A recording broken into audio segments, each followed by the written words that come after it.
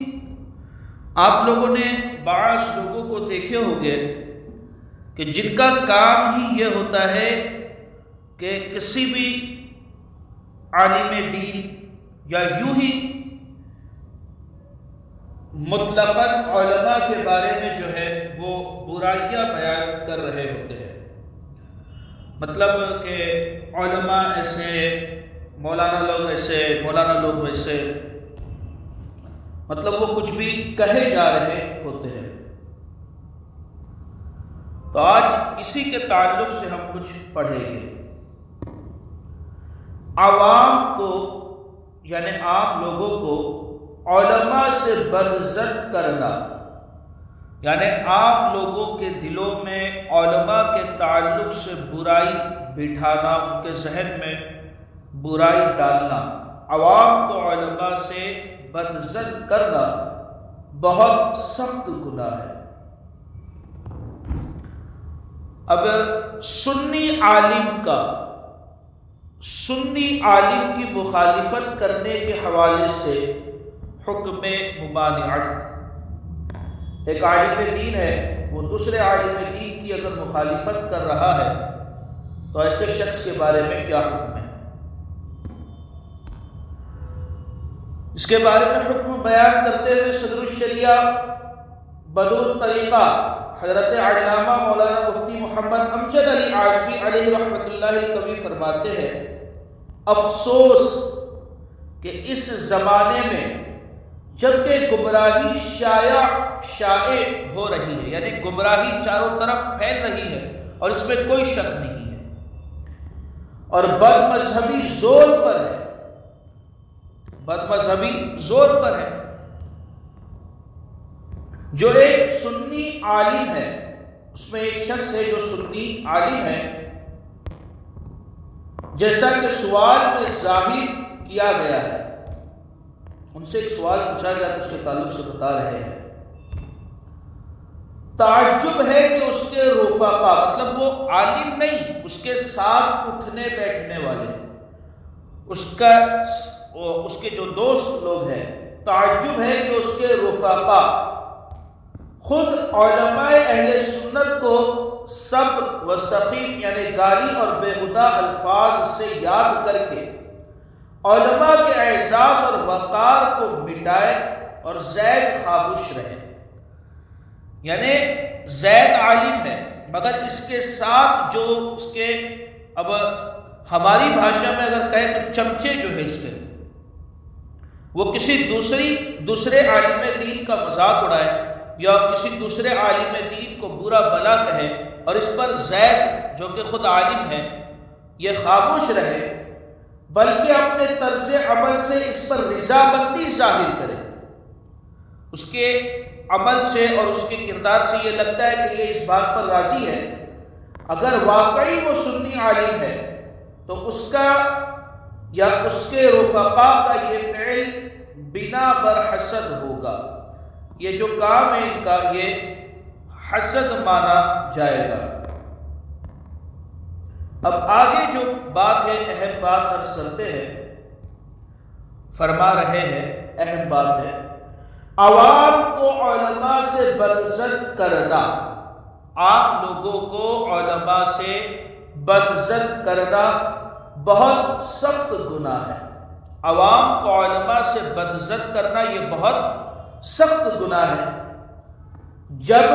بدظن ہوگے تو ان یعنی علماء سے بیزار ہوگے۔ اب جب عوام علماء سے بدظن ہوگی، اس کے ذہن میں، اس کے دلوں میں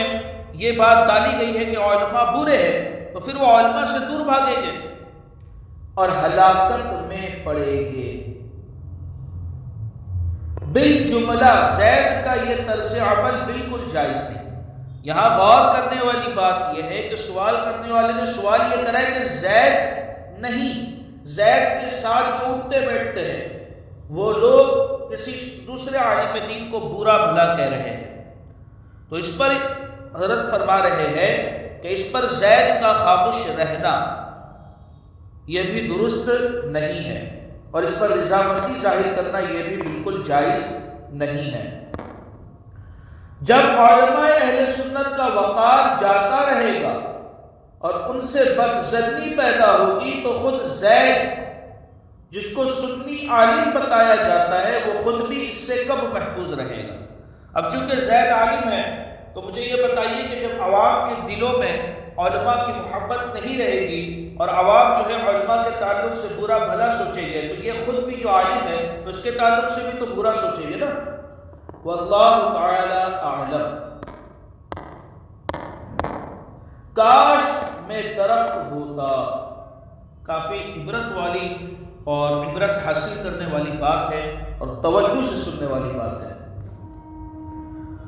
عالم دین کی شان عظمت نشان میں بے ادبی سے بچنا بہت ضروری ہے۔ خدا نہ خواستہ کوئی ایسی بھول ہو گئی جس کے سبب ایمان سے ہاتھ دھونا پڑ گیا تو خدا کی قسم بہت رسوائی ہوگی کہ بروز قیامت کافروں کو منہ کے بھل گھسیٹ کر جہنم میں جھونک دیا جائے گا،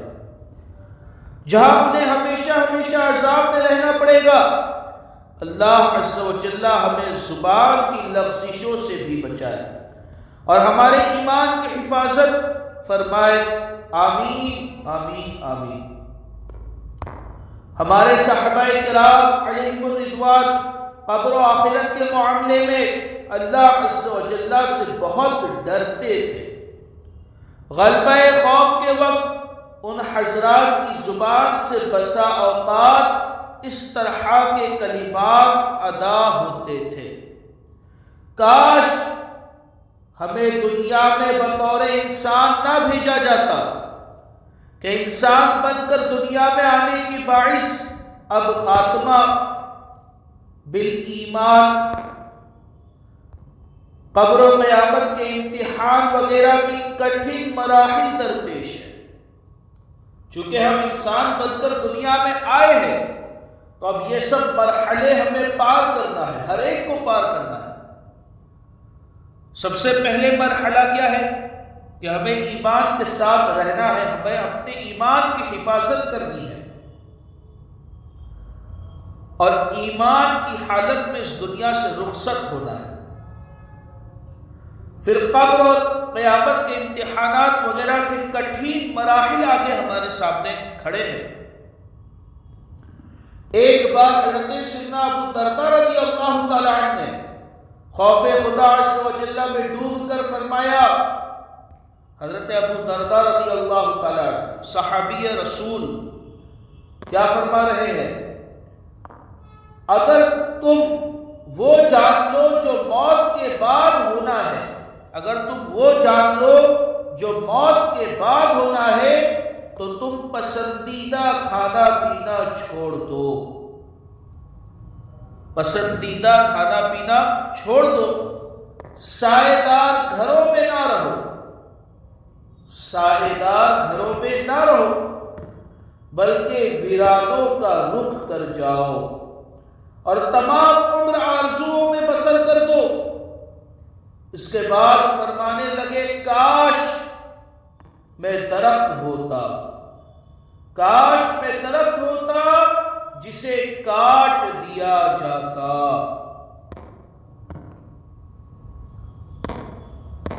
میں بجائے انسا کے کوئی پودا ہوتا، یا نخل کہتے ہیں کھجور کے درخت کو، یا نخل بن کے طیبہ کے باغ میں کھڑا ہوتا، میں بجائے انسا کے کوئی پودا ہوتا یا نخل بن کے طیبہ کے باغ میں کھڑا ہوتا۔ کاش مجھے ذبح کر دیا جاتا۔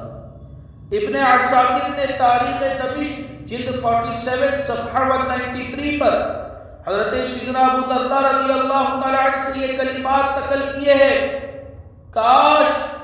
میں دمبا ہوتا۔ دمبے کو تو سب جانتے ہیں،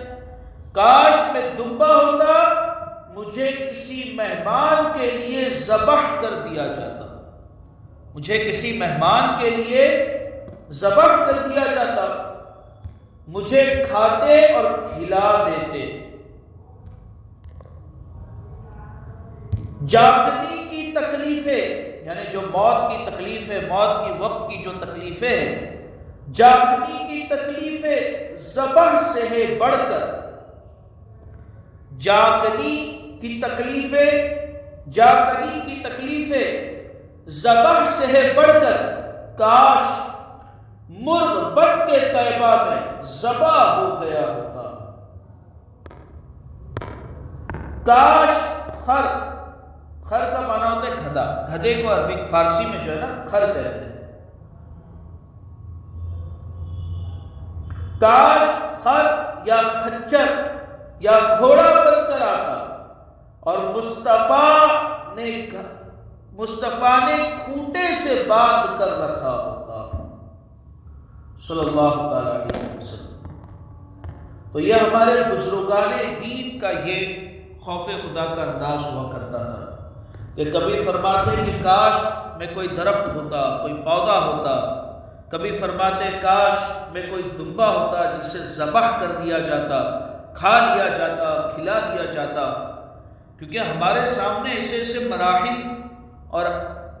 ہمارے سامنے ایسے ایسے امتحانات ابھی باقی ہے جو ہمیں عبور کرنے ہیں، پار کرنے ہیں۔ اللہ تعالی ہمارے لیے آسانیاں عطا فرمائے، آمین۔ وآخر دعوانا الحمدللہ۔